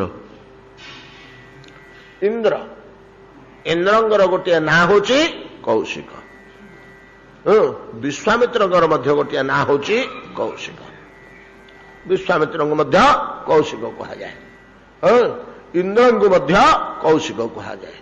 କୌଶିକ ଯେଉଁ ହସ୍ତରେ ସମରହଣ ଅର୍ପଣ କରିଦେଇ ଥୋଇଦେଇ କଣ ପାଇଛନ୍ତି? ହଁ ନା ଜଗତତ୍ର ଇନ୍ଦ୍ରତାମ, ଜଗତତ୍ର ଇନ୍ଦ୍ରତାମ, ତିନି ଜଗତର ଇନ୍ଦ୍ରତ୍ୱ ପ୍ରାପ୍ତ ହୋଇଛନ୍ତି, ଇନ୍ଦ୍ର ସମ୍ପତ୍ତ, ସ୍ୱର୍ଗ ସମ୍ପତ୍ତ ପ୍ରାପ୍ତ ହୋଇଛନ୍ତି ଭଗବାନ। ଇନ୍ଦ୍ର ଏ ତିନି ଲୋକର ଅଧିପତି ନୁହନ୍ତି କି? ଭୂ ଭୁବ ସ୍ୱଃ, ଏ ତିନିଟା ଲୋକର ଅଧିପତି। ଭୂଲୋକ ଭୂମିରେ ନିର୍ମିତ ମର୍ତ୍ତ୍ୟମଣ୍ଡଳ, ମୃତ୍ତିକାବାନ ମର୍ତ୍ତ୍ୟମଣ୍ଡଳ, ଭୂମଣ୍ଡଳ, ୟା ଉପରକୁ ଅଛି ଭୁବଲୋକ, ଯୋଉଠି ପିତୃପୁରୁଷ ମାନେ ବାସ କରନ୍ତି ବା ପ୍ରେତଯୋନି ମାନେ ବିହାର କରନ୍ତି। ଭୁବଲୋକ ପୂର୍ବରୁ ଆମେ ବହୁତ ଦିନ ପୂର୍ବେ ସପ୍ତଲୋକ ସମ୍ବନ୍ଧରେ ବହୁତ ଆଲୋଚନା କରିଛେ, ବହୁତ ଆଲୋଚନା ହେଇଛି ଡିଟେଲ, ଆଉ ଗୁଡାକ ପ୍ରାୟ ଅଧିକାଂଶଙ୍କର ମନ ଥିବ, ଗୁଡା କିଛି କଷ୍ଟ ନୁହଁ, ନାଇଁ କି? ତ ଭୁବଲୋକ, ଭୁବଲୋକଟା ଚନ୍ଦ୍ରମଣ୍ଡଳକୁ କେନ୍ଦ୍ର କରି ଘୁରେ, ଚନ୍ଦ୍ରମଣ୍ଡଳ ହଉଛି ତାର କେନ୍ଦ୍ରସ୍ଥଳୀ, କିନ୍ତୁ ସ୍ୱର୍ଗର କେନ୍ଦ୍ରସ୍ଥଳୀ ହଉଛି ସୂର୍ଯ୍ୟମଣ୍ଡଳ। ସୂର୍ଯ୍ୟମଣ୍ଡଳଟା ହଉଛି ସ୍ୱର୍ଗର କେନ୍ଦ୍ରସ୍ଥଳୀ। ଏଗୁଡାକ ଗୋଟିଏ ଗୋଟିଏ ଭୁବନ ବା ଗୋଟିଏ ଗୋଟିଏ ଲୋକ ଅଛି, ଏଥିରେ ସନ୍ଦେହ ଅବିଶ୍ୱାସ କରିବାର ପ୍ରଶ୍ନ ହିଁ ଉଠୁନି। ତେବେ ଏଗୁଡିକ ହଉଛି ସୂକ୍ଷ୍ମ ଲୋକ, ଆମେ ସ୍ଥୂଳ ଲୋକରେ ଅଛୁ। ସ୍ଥୂଳ ପଦାର୍ଥ କେବଳ ଆମ ଇନ୍ଦ୍ରିୟ ମାନେ ଗ୍ରହଣ କରିବେ, ଇନ୍ଦ୍ରିୟ ମାନେ ସୂକ୍ଷ୍ମ ପଦାର୍ଥ ଗ୍ରହଣ କରିବାକୁ ସମର୍ଥ ନୁହନ୍ତି। ସେଇ ଢାଞ୍ଚାରେ ସେଗୁଡାକ ତିଆରି ନୁହେଁ, ସେଇ ଢାଞ୍ଚାରେ ସେ ତିଆରି ନୁହେଁ। ଏ କ୍ୟାମେରାଟା ତିଆରି ହେଇଛି ବାହାର ଚମଡାର ଛବିଟା ଉଠେଇବା ପାଇଁ କି, ଭିତରେ ହାଡ କୋଉଠି ଫାଟିଛି ସେଇଟା ସେ ଉଠେଇ ପାରିବନି, ଏ କ୍ୟାମେରାଟା ଉଠେଇ ପାରିବନି। କୋଉଠି ପେଟ ଭିତରେ ଘା ହେଇଯାଇଛି କି କଣ ଗୋଟେ ଅଂଶ କ୍ଷତ ହେଇଯାଇଛି, ସେଟା ଏ କ୍ୟାମେରା ଉଠେଇ ପାରିବନି। ଚମଡା ଉପରେ କଣ ବୋଳି ହେଇଛି, ଚମଡା ଉପରେ ଯଦି କ୍ଷତ ଥାଏ ତାର ଫଟୋ ଏ ଚିତ୍ର ଉଠେଇଦବ, ଭିତରର ଫଟୋ ଇଏ ଉଠେଇ ପାରିବନି, ନାଇଁ କି? ତା ପାଇଁ ଅଲଗା କ୍ୟାମେରା ଅଛି। ଠିକ ସେଇଭଳିଆ ଏ ଯୋଉ ଚକ୍ଷୁ ଆମର, ଇଏ କଣ ପାଞ୍ଚ ଭୌତିକ ସ୍ଥୂଳ ପଦାର୍ଥଟାକୁ ଦେଖିପାରିବ, ଧରିପାରିବ, ଦେଖିପାରିବ। ଏ ହାତ ଧରିପାରିବ, ଏ କାନ ଶୁଣିପାରିବ। ଆମ ଇନ୍ଦ୍ରିୟ ମାନେ ସ୍ଥୂଳ ପଦାର୍ଥ ଗ୍ରହଣ କରିବା ପାଇଁ ତିଆରି ହେଇଛନ୍ତି, ଏମାନେ ସୂକ୍ଷ୍ମ ପଦାର୍ଥ ଗ୍ରହଣ କରିବାକୁ ସମର୍ଥ ନୁହନ୍ତି। ତେଣୁ ଆମେ ଏଇ ଇନ୍ଦ୍ରିୟ ଗୁଡାକରେ ସୂକ୍ଷ୍ମ ପଦାର୍ଥରେ ଗଢା ଭୁବଲୋକ ଓ ସ୍ୱର୍ଗ ଲୋକର କୌଣସି କଥା ଆମେ ଧରିପାରୁନୁ। ତେଣୁ ଆମକୁ ବୋଧ ହଉନି, ତେଣୁ ଆମକୁ ଜଣା ପଡୁନି, ଆମକୁ ବୁଝା ପଡୁନି ପ୍ରକୃତରେ କଣ ଅଛି କି ବୋଲି ସନ୍ଦେହ ଆସୁଛି। ନଚେତ୍ ପ୍ରକୃତରେ ଭୁବଲୋକ ଓ ସ୍ୱର୍ଲୋକ ପ୍ରଭୃତି ନାହିଁ ଏପରି ନୁହେଁ, ନରକ ମଧ୍ୟ ନାହିଁ ଏପରି ମଧ୍ୟ ନୁହେଁ। ଆଉ ତ ଜଳ ଜଳ ଦେଖାଯାଉଛି, ଟିକେ ସୂକ୍ଷ୍ମ ଦୃଷ୍ଟିରେ ଚାହିଁବାକୁ ହବ। ବିଚାର ଦୃଷ୍ଟିରେ, ଜ୍ଞାନ ଦୃଷ୍ଟିରେ ବା ସୂକ୍ଷ୍ମ ଦୃଷ୍ଟିରେ ଏଗୁଡ଼ିକ ଜଳ ଜଳ ଦେଖାଯାଏ, ସ୍ପଷ୍ଟ ଜ୍ଞାନ ଚକ୍ଷୁରେ ଦେଖାଯାଏ, ସୂକ୍ଷ୍ମ ଚକ୍ଷୁରେ ଦେଖାଯାଏ। ନରକ ମଧ୍ୟ ଅଛି, ଶାସ୍ତ୍ରରେ ନରକ ସମ୍ବନ୍ଧରେ ଯେମିତି ବର୍ଣ୍ଣନା ଅଛି ଠିକ ସେମିତି ଅଛି, କାହିଁକି ସେମାନେ ଭୁଲ ଭାଲ ଦେବେ? ସ୍ୱର୍ଗରେ ଯେମିତି ବର୍ଣ୍ଣନା ଅଛି ଠିକ ସେଇ ଅବସ୍ଥାରେ ଅଛି, କିନ୍ତୁ ସୂକ୍ଷ୍ମ ରୂପରେ ଅଛି, ସ୍ଥୂଳ ରୂପରେ ନାହିଁ। ନରକ କୋଉଠି ଅଛି? ଦକ୍ଷିଣ ମେରୁର କିଞ୍ଚିତ ଉର୍ଦ୍ଧ୍ୱରେ ନର୍କ, ଉତ୍ତର ମେରୁର କିଞ୍ଚିତ ଉର୍ଦ୍ଧ୍ୱରେ ବ୍ରହ୍ମଲୋକ, ବ୍ରହ୍ମାଙ୍କ ବସତି ବ୍ରହ୍ମଲୋକଟା। ସେଇ ଅକ୍ଷାଂଶରେ ଆମେ ତଳକୁ ତଳକୁ ଗଡ଼ି ଆସିଲେ ବିଷୁବରେଖା ପୂର୍ବରୁ ସେଇ ସିଦ୍ଧାରେ ଆମେ ଅନ୍ୟ 6ଟା ଲୋକ ପାଇଯିବା, ଅନ୍ୟ 6ଟା ଲୋକ ପାଇଯିବା। 6ଟା ଲୋକ ଆମେ ପାଇବା ଦକ୍ଷିଣ ଗୋଳାର୍ଦ୍ଧର, ଉତ୍ତର ଗୋଳାର୍ଦ୍ଧର ଅକ୍ଷାଂଶ ମାନଙ୍କର ସିଦ୍ଧା ବହୁ ଉପରେ, ଏବଂ ନିମ୍ନ 6ଟା ଲୋକ ପାଇବା ମର୍ତ୍ତ୍ୟର ଯୋଉ ତଳୁକୁ ଅଛି, ମର୍ତ୍ତ୍ୟର ତଳକୁ ରସାତଳ, ଅତଳ, ବିତଳ, ସୁତଳ, ତଳାତଳ, ମହାତଳ, ଲାଷ୍ଟଟା ପାତାଳ। ଏ 7ଟା ତଳ। ଇଏ କ୍ରମାନୁସାରେ ଦକ୍ଷିଣ ଗୋଳାର୍ଦ୍ଧର ଅକ୍ଷାଂଶ ମାନଙ୍କର ସିଧା ସିଧା, କିନ୍ତୁ ଉଚ୍ଚତାରେ କମ ବେଶୀ ଅଛି, ଉର୍ଦ୍ଧ୍ୱ ଅଧ ଅବସ୍ଥାରେ ଅଛି। ଯାଉ ସେଟା କେତେ ଆମେ କଳ୍ପନା କରିବା ଦରକାର ନାହିଁ। ଏ ପ୍ରକାର ଚତୁର୍ଦ୍ଦଶ ଭୁବନକୁ ନେଇ ବ୍ରହ୍ମାଣ୍ଡର ସୃଷ୍ଟି। ଆଉ ଗୋଟିଏ କଥା ଆମେ ମଧ୍ୟ ମନେ ରଖିବାକୁ ହବ, ପ୍ରତ୍ୟେକ ବ୍ରହ୍ମାଣ୍ଡଟି ତାର ପୂର୍ବବର୍ତ୍ତୀ ବ୍ରହ୍ମାଣ୍ଡର 10 ଗୁଣ ଅଧିକ ଆୟତନ ବିଶିଷ୍ଟ। ମୃତଟା ଯେତିକି, ଭୁବଲୋକଟା ତାର 10 ଗୁଣ ଅଧିକ, ସ୍ୱର୍ଗଲୋକଟା ଭୁବଲୋକର 10 ଗୁଣ ଅଧିକ, ତା ଉପରେ ଥିବା ମହଲ୍ଲୋକ ସ୍ୱର୍ଗଲୋକର 10 ଗୁଣ ଅଧିକ ଆୟତନ। କିନ୍ତୁ ବଡ଼ ବଡ଼ ଆୟତନରେ ବେଶୀ ବେଶୀ ହେଇଯାଉଛି, ଏବଂ ଠିକ 10 ଗୁଣ ଲେଖା ଆୟତନ ବେଶୀ। ଯାହା ହଉ, ଏସବୁ ହଉଛି ଆମର ତାତ୍ତ୍ୱିକ ଦୃଷ୍ଟିକୋଣରୁ ବିଚାର କରାଯାଏ, ସୂକ୍ଷ୍ମ ଜ୍ଞାନ ଦୃଷ୍ଟିରେ ଏଗୁଡ଼ିକ ଅବଲୋକନ କରାଯାଏ। ଆମର ଇନ୍ଦ୍ର ଏ 3ଟି ଲୋକର ଅଧିପତି, 14ଟା ଆଗ ଭୁବନର ନୁହଁ, 3ଟି ଲୋକର ଅଧିପତି। ଇନ୍ଦ୍ରଙ୍କୁ ଦାୟିତ୍ୱ ଦିଆହେଇଛି ଏ 3ଟିର ସମ୍ପଦ। ଏ ମର୍ତ୍ତ୍ୟ ଲୋକଟାର ଦାୟିତ୍ୱରେ ମଧ୍ୟ ଅଛନ୍ତି ଇନ୍ଦ୍ର, ଏହାର ପରିଚାଳକ ମାଲିକ, ଭୁବଲୋକର ମଧ୍ୟ ମାଲିକ, ସ୍ୱର୍ଲୋକର ମଧ୍ୟ ମାଲିକ।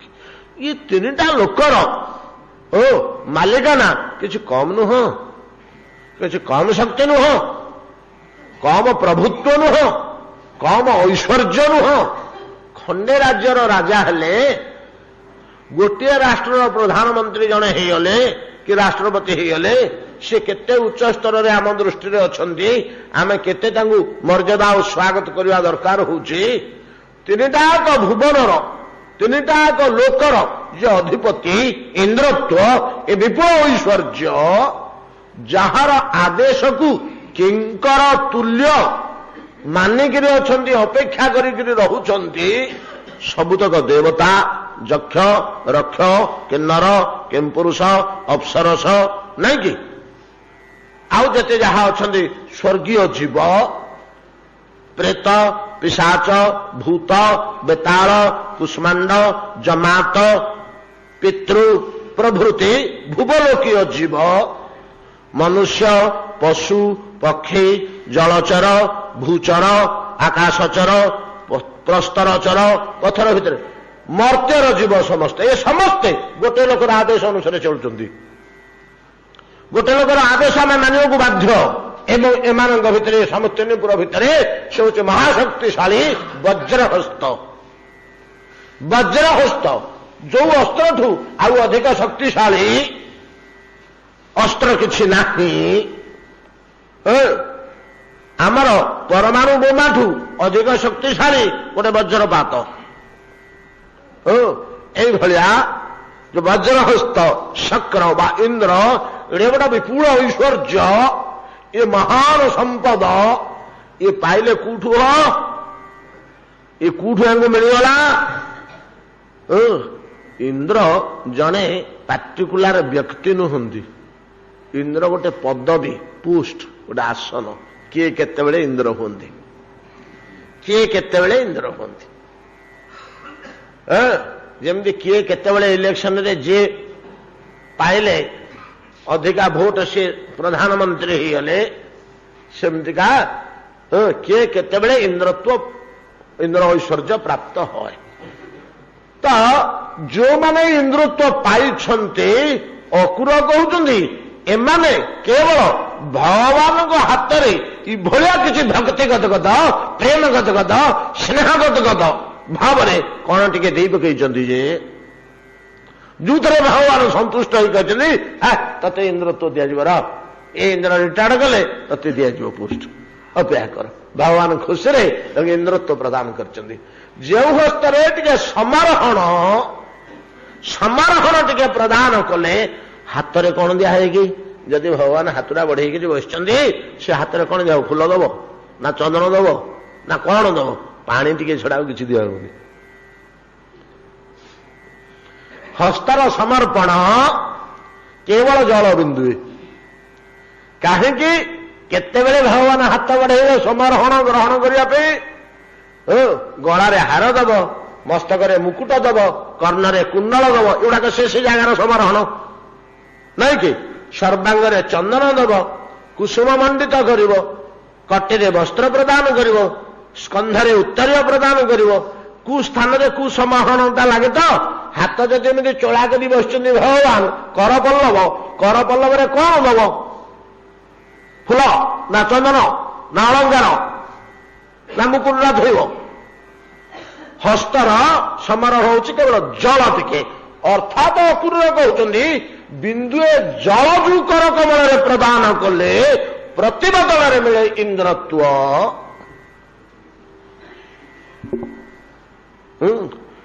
अकुर कुम हस्त तुम मस्तक ठुआ हो बोली तुम एड़े खुशी हो जाऊच ना जो हस्तरे जल बिंदु प्रदान करें जल बिंदु केते हस्तरे जल छड़ा आउ किछि दिया है केतेबेले जल दिया जाए जेतेबेले ठाकुर को आचमन करवा दरकार है भोग लगेवा पूर्वर आमर आचमन व्यवस्था अच्छी नहीं कि सेतेबेले भगवत कर कमल एकदम जल बिंदु को समर्पयामी इति आचमन्यम स्वाहा बोली कहीकि आम चल दूचे काम आचमन टा कौटी दबा खाइबा पूर्व हाथ धोइबे हेटा तो आचमन कहती आउ कौन अतएव हाथर समर्पण केवल जल बिंदुए बिंदुए जल सहज यदि आप तुलसी पत्र मिसईदेले से हाथ बिंदुए जल सहज यदि तुलसी पत्र टे मिसीगला ता देहरे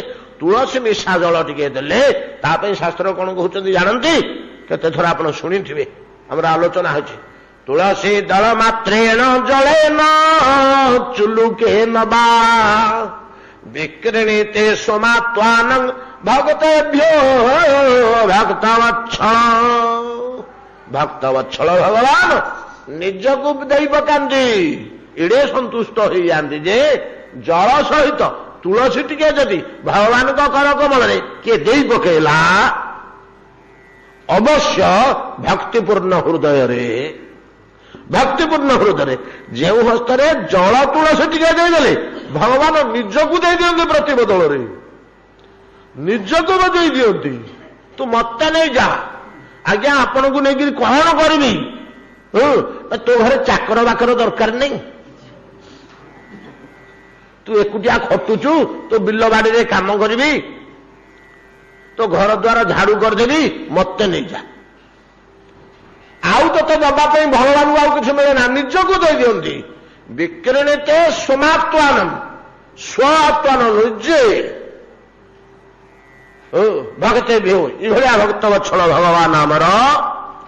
ବିକ୍ରଣୀତେ ସ୍ୱମାତ୍ମାନମ୍, ସେଇ ହସ୍ତରେ ଜଳବିନ୍ଦୁଟା କେତେବେଳେ ଦେଇ ପକେଇଥିଲା ବୋଲି ସ୍ନେହ ଶ୍ରଦ୍ଧାରେ ତା ପ୍ରତିବଦଳରେ ଇନ୍ଦ୍ରତ୍ୱ ପାଇଛି ବର୍ତ୍ତମାନର ଇନ୍ଦ୍ର।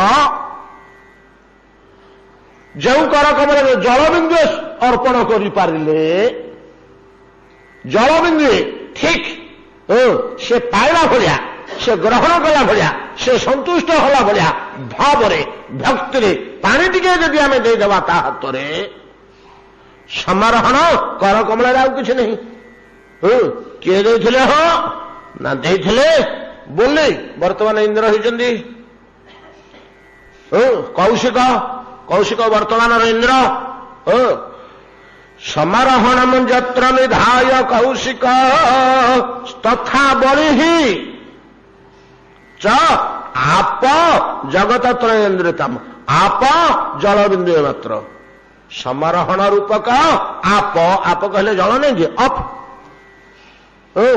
ବଳିଶ୍ଚ, ବଳି ମଧ୍ୟ ଜଳବିନ୍ଦୁ ଦେଇଥିଲେ, ବଳି ମଧ୍ୟ ଜଳବିନ୍ଦୁ ଦେଇଥିଲେ। କାହିଁକି ନା ଅନେକ ଦିନ ବଳି ଇନ୍ଦ୍ର ହେଇକିରି ରହିଲେ, ଅନେକ ଦିନ ବଳି ଇନ୍ଦ୍ର ହେଇକିରି ସ୍ୱର୍ଗ ରାଜ୍ୟରେ ରହିଲେ। ବର୍ତ୍ତମାନ ଇନ୍ଦ୍ର ତ ରହିଲେ, କିମ୍ବା ପୂର୍ବୋକ୍ତ ଇନ୍ଦ୍ର ମାନେ ତ ରହୁଛନ୍ତି, କିନ୍ତୁ ଆମେ ପ୍ରତ୍ୟକ୍ଷ ଭାବରେ ଜାଣିଛୁ ଅସୁର ପୁତ୍ର ହେଲେ ମଧ୍ୟ ବଳି ଭଗବାନଙ୍କୁ ଉପାସନା କରୁଥିଲେ। ପ୍ରହ୍ଲାଦଙ୍କ ନାତି ତ, ପ୍ରହ୍ଲାଦଙ୍କ ଢାଞ୍ଚାଟା ଗଡ଼ି ଆସୁଛି ସେ ବଂଶରେ। ପ୍ରହ୍ଲାଦଙ୍କ ପୁତ୍ର କିଏ ସେ ଯେ ବିରୋଚନଙ୍କ ପୁତ୍ର ବଳି। ତ ପ୍ରହ୍ଲାଦଙ୍କର ବିଷ୍ଣୁ ଭକ୍ତିଟା ସେ ବଂଶରେ ଗଡ଼ି ଆସୁଛି। ଅତଏବ ବଳି ମଧ୍ୟ ଭଗବାନଙ୍କର ଉପାସନା କରି ତାଙ୍କ ହସ୍ତରେ ଜଳ ଟିକେ କେତେବେଳେ ଦେଇ ପକେଇଥିଲେ ବୋଲି ସେ ମଧ୍ୟ ଇନ୍ଦ୍ରତ୍ୱ ପ୍ରାପ୍ତ ହେଲେ। ବହୁତ କାଳ ଇନ୍ଦ୍ର ହେଇ ରହିଲେ, ବହୁତ କାଳ ଇନ୍ଦ୍ର ହେଇ ରହି ତିନିଟା କପୁରର ଆଧିପତ୍ୟ ତ୍ରୈଲୋକ୍ୟତ୍ରେନ୍ଦ୍ରତାମ୍, ଇନ୍ଦ୍ରତାମ୍ ଜଗତତ୍ରୟେନ୍ଦ୍ରତାମ୍, ତିନୋଟି ଜଗତର ଭୂଲୋକ, ଭୁବଲୋକ, ସ୍ୱର୍ଗଲୋକ, ତିନିଟା ଲୋକର ଆଧିପତ୍ୟତ୍ୱ ପାଇଥିଲେ। ମୁଁ ଯେଉଁ ହସ୍ତର ଆଶା କରୁଛି ମୋର ମସ୍ତକ ସ୍ପର୍ଶ ନିମନ୍ତେ, ସେ ହସ୍ତ ଅସାଧାରଣ ହସ୍ତ, ଏଭଳିଆ ହସ୍ତ ଯେଉଁ ହସ୍ତରେ ଆପଣ ଜଳବିନ୍ଦୁ ଦେଇଥିଲେ ଫଳସ୍ୱରୂପ ପାଇବେ ଇନ୍ଦ୍ରତ୍ୱ। ଛୋଟିଆ ହାତ ନୁହଁ। ସମାରୋହଣ ଯତ୍ର ନିଧାୟ କୌଶିକ ତଥା ବଳିଶ୍ଚାପ ଜଗତତ୍ରୟେନ୍ଦ୍ରତାଂ। ବୁଝିହେଲାନି ପଦ୍ଧତି? ଆଉ ଶ୍ଲୋକରେ କୋଉଠି ରହିଲା? ସମାରୋହଣମ୍ ଅର୍ପଣ ଯୋଗ୍ୟ ପଦାର୍ଥ, ଆପହ ଜଳ, ଯତ୍ର ଯେଉଁ ହସ୍ତରେ, ନିଧାୟ ଅର୍ପଣ ପୂର୍ବକ, କୌଶିକ ଇନ୍ଦ୍ର ତଥା ବଳି ଜଗତ ତ୍ରୟେନ୍ଦ୍ରତାଂ ପାଇଛନ୍ତି, ଜଗତ ତ୍ରୟେନ୍ଦ୍ରତାଂ ପାଇଛନ୍ତି, ତ୍ରିଜଗତର ଇନ୍ଦ୍ରତ୍ୱ ପାଇଛନ୍ତି। ସେଇ ହସ୍ତ, ଯେଉଁ ହସ୍ତରେ ଜଳବିନ୍ଦୁ ଦେଲେ ପ୍ରତିବଦଳରେ ଦେଲେ ଇନ୍ଦ୍ରତ୍ୱ। ଏ ଶ୍ଲୋକର ଆଉ ଗୋଟିଏ ଅର୍ଥ କରିବା। ସେ ଏକା ଅର୍ଥ ଯେ ଟିକେ ବ୍ୟତିକ୍ରମ। ଅନ୍ୟ ଅର୍ଥଟି କଣ କରିବା? ଜଗତ ତ୍ରୟେନ୍ଦ୍ରତାମ୍ ଆମେ ଆଲୋଚନା କଲେ ସାମାନ୍ୟତଃ ଭାବରେ, ବିପୁଳ ଭାବରେ ଆଲୋଚନା କରିନେ। ଇନ୍ଦ୍ରତ୍ୱ କେଡ଼େ ବଡ଼ ସମ୍ପଦ। 10ଟା ଦେବତା ଯୋଉଠି ପାଦ ତଳେ ଖଟୁଛନ୍ତି, ସୂର୍ଯ୍ୟ, ସୋମ, ଅଗ୍ନି, ବାୟୁ, तो जम जहांकर किंकर इंद्र को कहीं अतिक्रम करने को साहस करती नहीं। गोटे मर्यादा अच्छी इंद्र मर्यादा। जिते बड़ बड़ मुनि ऋषि आसले मानती। थरे आमर यांकु इंद्र कराई किए जड़े राजा गुम टेम्पोरारी इंद्र सी होते चार्ज रे थे नहुष को इंद्र कराई जे से इंद्र सप्त ऋषि ऑर्डर कला मोर सेविका बह। सप्त ऋषि बोले कथा बुझा कहीं ना नियम अच्छी सांविधानिक रूल इंद्र को कहीं अवज्ञा कर इंद्र का आदेश समस्त पालन करने बाध्य। सप्त ऋषि मानिले आ बोहिले तापर कौन है अलग कथा कि बोहिचन तो बोहबार तो किसी त्रुटि नहीं। सप्त ऋषि इंद्र को मानवा कड़ाकड़ी नियम रही से अतिक्रम कले बोले कौन कर धर्म छाड़देवा राजाटा कहूँ इंद्रटा कहूँ कथा मानव को हम अलबत से जहाँ कहले मानवा ना चल कौन करा बोले बाटर गोटे गोलमाल होगा से अलग कथा। अतएव एकादृश जो ऐश्वर्य इंद्र तो ऐश्वर्य कौशिक पाइले से हाथ में जल टिके दी से हाथ में जल टिके दबा लोभरे बलि छाड़देले से ऐश्वर्यटा कौन बुझीपार ना। से हस्तरे जल टिके दबा लोभरे जिते बामन आसिक पहुंची गले गुरु कौशिक कहीदे शुक्राचार्य कहीदे आरे बड़ी तोर सर्वस्व नहीं जे रे आज्ञा नहीं था आज भिक मागू। हाँ आज्ञा भिक मागिले मागिबी पछे तू कौन कहतु से हाथ में पानी टे पकईदेवी से सुजोग आउ मिलबनी। कौन बुझीपार कथा बुझंतु भगवान हस्तरे जल बिंदुटे दान करदे क्यों बड़ी बामन तो एड़िके हाथ दे से तो जल चामुचाटे रही कि नहीं सन्देह। पिला तो एड़िकी मनीष तो एड़िकी हाथ तो एड़िकी टिके से केड़े बड़ चोला हम जे तमें केते पानी से पुरेब जो लोभ करुच कहीं बड़ बड़ हाथ थिबा लोक डाकी न जे लंबा चौड़ा लोक लंबा लंबा हाथ चौड़ा चौड़ा बापुली भाड़े पानी भर्ती हो जहाँ हाथ में रमती लोक आनी दौन तुमको मनीष मिलेनि हाथ में पानी देवाई। बलि कछु धीरे कोटि कोटि मुनि ऋषि भृगु अंगिरा मरीची ब्रह्मा शंकर तांको हाथ में पानी दबा आउ ये बामन हाथ में पानी दबा एटा समान परमर सकल इंद्रत्व। गुरुदेव जो कहते शुक्राचार्य बलि देना तोर बिंदु रही से हाथ में जब पानी टोपे देदेबू संकल्प करने काल में रोकिले शंख जल को बोली आम जन कथा रही किंवदंती। तथापि बलि शुणिले कि न सर्वस्व जाऊ पछे सी हाथ में पानी टे देदेवी ना आउ चांस मिल कि नहीं किए मिल आउ चांस मिल सी आसी हाथ बतई से हस्ते जल बिंदु देदेवाई। अतएव ये अद्भुत हस्त जे से हस्ते जल बिंदु दे जड़े इंद्रत्व पाई जाउची एवं से हस्ते जल टिके देदेबू एड़े लोभ जे बिंदुमान जड़े इंद्रत्व छाड़ी दौची कि पानी टिके दौची से हस्ते जल बिंदु देवी भड़िया गोटे हस्ता मु मोर मस्तक स्पर्श करवा निमंते आकुल होकर अपेक्षा करछि ना।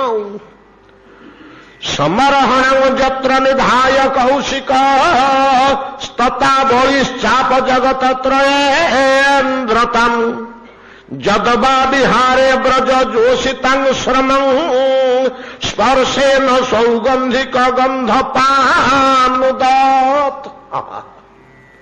द्वितीय पादटे आहरी बढ़िया कथा कहते आहरी सुंदर कथा कहते से हस्तर मर्यादा ऐश्वर्य दबारे जेपरी समर्थ पानी टिके से हाथ में देदेले से करकमल इंद्रतुल्य ऐश्वर्य दबारे जमी समर्थ नहीं कि चतुष्मंग भलिया वैराग्य दबारे से भाया समर्थ नहीं कि ऐश्वर्यटा कौन बड़ जिनिस कि तापेक्षा कोटि गुण आनंददायक नुहे कि वैराग्यटा जो कर कमल ଇନ୍ଦ୍ରଙ୍କୁ ଇନ୍ଦ୍ରତ୍ୱ ପ୍ରଦାନ କରିଛି, ବଳିଙ୍କୁ କେତେ ବଡ଼ ବୈରାଗ୍ୟ ପ୍ରଦାନ କରିଛି। ସେ ହସ୍ତର ଏଭଳିଆ ଶକ୍ତି ରହିଛି, ସେ ଐଶ୍ୱର୍ଯ୍ୟ ବି ଦେଇପାରେ, ବୈରାଗ୍ୟ ମଧ୍ୟ ଦେଇପାରେ। ଚରମ ଐଶ୍ୱର୍ଯ୍ୟ, ଚରମ ବୈରାଗ୍ୟ। ଆଉ ଉପରକୁ ସମ୍ପତ୍ତି ଅଛି କି? ସ୍ୱର୍ଗ ପରେ ଆଉ ସମ୍ପତ୍ତି ଅଛି କି? ମହଲୋକ ଆଡକୁ ଆଉ ସମ୍ପତ୍ତି ନାହିଁ ଯେ। ସେଗୁଡାକର ନିତ୍ୟ ଖାଦ୍ୟ କନ୍ଦମୂଳ। ଆଉ ଆମର ଏଠି ମଧ୍ୟ ବଳକଳ ଅଛି, ସେଠି ସେମାନଙ୍କର ବଳକଳ ଦରକାର ନାହିଁ, ସମ୍ପୂର୍ଣ୍ଣ। ତ ସେମାନେ ବସ୍ତ୍ରହୀନ ଶରୀରରେ କାଳ ଯାପନ କରନ୍ତି। ମହଲୋକ, ତାପରକୁ ତପଲୋକ, ତାପରକୁ ଜନଲୋକ, ତାପରକୁ ବ୍ରହ୍ମଲୋକ। ସେ ଲୋକ ଗୁଡାକର ଆଉ ସମ୍ପଦ ନାହିଁ କି ଐଶ୍ୱର୍ଯ୍ୟ ନାହିଁ କି ଭୋଗ ନାହିଁ କି ବିଳାସ ନାହିଁ, ସ୍ୱର୍ଗଟି ସରିଲା। ମହଲୋକବାସୀଙ୍କର ଭୋଗ ବିଳାସ ନାହିଁ। ତପଲୋକମାନେ ତ ତପସ୍ୱୀ, ଜନଲୋକମାନେ ତ ଯୋଗୀ, ଆଉ ବ୍ରହ୍ମଲୋକବାସୀ ତ ବ୍ରହ୍ମଜ୍ଞ। ଏଗୁଡାକର ଭୋଗ ଐଶ୍ୱର୍ଯ୍ୟ ଅଛି କି? ଏଗୁଡାକର ଭୋଗ ଐଶ୍ୱର୍ଯ୍ୟ ନାହିଁ। ଭୋଗ ଐଶ୍ୱର୍ଯ୍ୟ ଚରମତା ପ୍ରାପ୍ତ ହେଲା ଇନ୍ଦ୍ରଙ୍କଠାରେ। ଇନ୍ଦ୍ରଙ୍କଠି ସରିଲା। କିନ୍ତୁ ଭୋଗ ଐଶ୍ୱର୍ଯ୍ୟ ଭିତରେ ଯୋଉ ଆନନ୍ଦ, ଯୋଉ ଆନନ୍ଦଟା ପାଇଁ ଭୋଗ ଐଶ୍ୱର୍ଯ୍ୟକୁ ବ୍ୟବହାର କରାହଉଛି, ସେ ଆନନ୍ଦଟା ଉପରୋକ୍ତ ଲୋକମାନଙ୍କର ବେଳକୁ ବେଳ ବେଳକୁ ବେଳ ବେଳକୁ ବେଳ ଅଧିକ ଅଧିକ ମାତ୍ରାରେ ଅଛି, ନାଇଁ କି? ଐଶ୍ୱର୍ଯ୍ୟ ଭୋଗରେ ଯୋଉ ତୃପ୍ତି ମିଳେ, ଯୋଉ ଆନନ୍ଦ ମିଳେ, ଯୋଉ ସନ୍ତୋଷ ମିଳେ, ଉପର ଲୋକ ଗୁଡାକରେ ସୁଡ଼ା ଭର୍ତ୍ତି ହେଇଛି। ଆନନ୍ଦଟା ଚରମ ସୀମାରେ ଅଛି କୋଉଠି? ନା ଚତୁଃସନଙ୍କ ନିକଟରେ, ବ୍ରହ୍ମଲୋକରେ। ବ୍ରହ୍ମାଙ୍କ ପାଖରେ ଏତିକି ଆନନ୍ଦ ନାହିଁ, ଏଟା ବୈରାଗ୍ୟ ଜନିତ ଆନନ୍ଦ, ଅନୈଶ୍ୱର୍ଯ୍ୟ ଜନିତ ଆନନ୍ଦ। ଇନ୍ଦ୍ରଙ୍କ ପାଖରେ ଯୋଉ ଆନନ୍ଦ ଅଛି, ସେଟା ଐଶ୍ୱର୍ଯ୍ୟରୁ ସଂଗୃହୀତ ଆନନ୍ଦ। କିନ୍ତୁ ଚତୁଃସନଙ୍କ ପାଖରେ ଯୋଉ ଆନନ୍ଦ ଅଛି, ସେଟା ବୈରାଗ୍ୟରୁ ସଂଗୃହୀତ ଆନନ୍ଦ। ବୁଝିହେଲା କି ନାହିଁ କଥାଟା? ଅତଏବ ଏଇ କର କମଳ ଟିକକ, ଛୋଟିଆ ହାତ ଟିକକ, ଯୋଉଠି ଆଜି ପ୍ରଭୁ ମୋ ମସ୍ତକରେ ବୁଲେଇ ଦେବେ ସ୍ନେହରେ, ଅକୁର କଳ୍ପନା କରୁଛନ୍ତି, ଏପଟେ ବୈରାଗ୍ୟ ଜନିତ ଚରମାନନ୍ଦ ଦେବାକୁ ଯେପରି ସମର୍ଥ, ସେପଟେ ଐଶ୍ୱର୍ଯ୍ୟ ଜନିତ ଚରମାନନ୍ଦ ଦେବାକୁ ମଧ୍ୟ ସେପରି ସମସ୍ତ। ଏଇଭଳିଆ ଗୋଟେ ହାତର ସ୍ପର୍ଶ ମୁଁ କାମନା କରୁଛି ନା। ଏ ଐଶ୍ୱର୍ଯ୍ୟବାଦ ଆଉ କିଭଳି ଆନନ୍ଦ ଏ ହସ୍ତ ଦେଇପାରେ? ପରବର୍ତ୍ତୀ ପାଦରେ ଅଛି ଯେ, ଆମେ ଯଦି ସେ ପାଦ ଟିକେ ଆରମ୍ଭ କରିବା, ସମୟ ହେଇଗଲାଣି, ତାର ଟିକେ ଉଖାରୁ ଉଖାରୁ ତା ମୁଣ୍ଡି ଖଣ୍ଡିଆ କରୁ କରୁ ତା ରସ ଚିପୁଡ଼ିକିରି ବାହାର କରିବାକୁ ତ ପଡିବ। ତା ମୁଣ୍ଡି ଛିଣ୍ଡଉ ଛିଣ୍ଡୁ ଆମର ସମୟ ହେଇଯିବ। ତେଣୁ ଏତିକିରେ ବିଶ୍ରାମ କରନ୍ତୁ ଆଜି ଭାଗବତ। ପାଦଟି ଆସନ୍ତାକାଲି ଆଲୋଚନା କରିବା।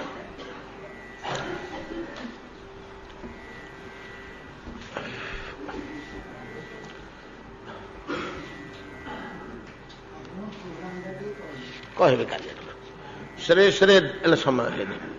ଶ୍ରୀ ଶ୍ରୀ ଦାମୋଦରାଷ୍ଟକମ୍। ଶ୍ରୀ ଶ୍ରୀ ଦାମୋଦର ଦେବାୟ ନମୋ ନମଃ। ନମାମେଶ୍ୱରଂ ସଚ୍ଚିଦାନନ୍ଦାରୂପଂ ଲସତକୁଣ୍ଡଳ ଗୋକୁଳେ ଭ୍ରାଜମାନଂ ଯଶୋଦାଭିୟୋଳୁ ଖଳାଧାବମାନଂ ପରାମୃଷ୍ଟମତ୍ୟନ୍ତଦ୍ରୁତ୍ୟ ଗୋପ୍ୟା ରୋଦନ୍ତଂ ମୋହର୍ନେତ୍ର ଯୋଗମଂ ମୃଜନ୍ତಂ କରାମ୍ଭୋଜ ଯୁଗ୍ମେନ ସାତଙ୍କ ନେତ୍ରଂ ମୋହ ଶ୍ୱାସ କମ୍ପ ତ୍ରିରେଖାଙ୍କ କଣ୍ଠ ସ୍ଥିତଗ୍ରୈବ ଦାମୋଦରଂ ଭାଗତି ବଦ୍ଧମ୍ ଇତି ଦୃକ୍ସ୍ୱଲୀଳାଭିରାନନ୍ଦ କୁଣ୍ଡେ ସ୍ୱଘୋଷଂ ନିମଜ୍ଜନ୍ତଂ ମାଖ୍ୟାପୟନ୍ତମ୍ ତଦିହେସିତଜ୍ଞେଷୁ ଭକ୍ତିରଜିତ ତ୍ୱଂ ପୁନଃ ପ୍ରେମ ପ୍ରସ୍ତଂ ସତାବୃତ୍ତିଂ ବନ୍ଦେ ବରଂ ଦେବ ମୋକ୍ଷଂ ନ ମୋକ୍ଷାବଧିଂ ବା ନ ଚାନ୍ୟଂ ବୃଣେହଂ ବରିଷାଦপিহ ইদম দেব পূর্ণাথ গোপাল বালম সদা মে मनस्याभिरास्तां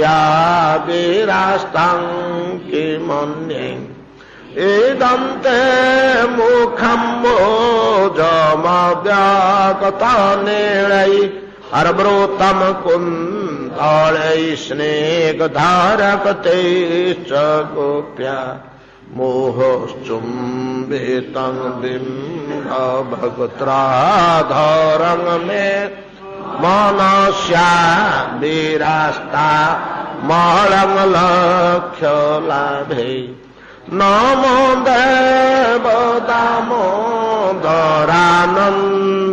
विष्णु प्रसीद प्रभो दुःखज्वालावधिमग्नं कृपादृष्टिवृष्ट्या दीनं बतानु गृहाणे समाम गमेध्यखीदृश्यम्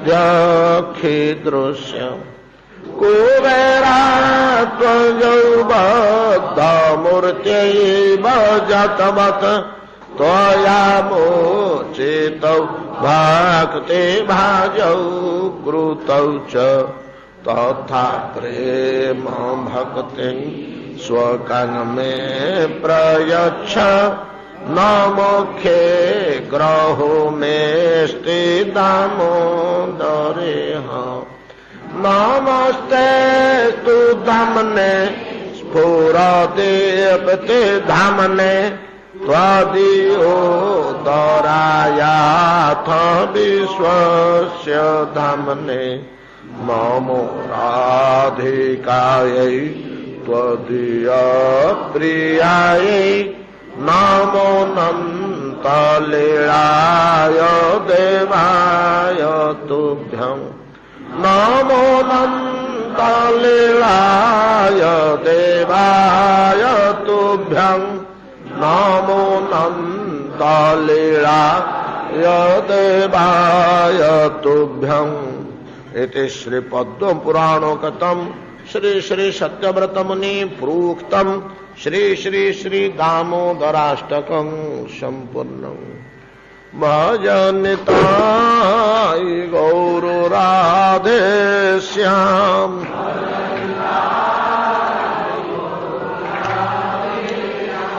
जप हरे कृष्ण हरे राम जप हरे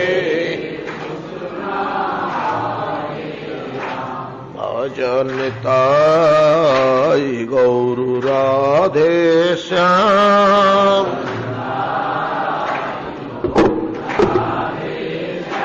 जप हरे कृष्ण हरे राम जप हरे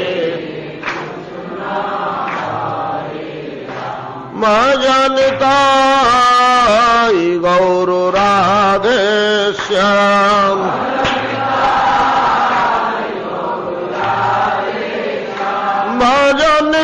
भजनिताय गौर राधे श्याम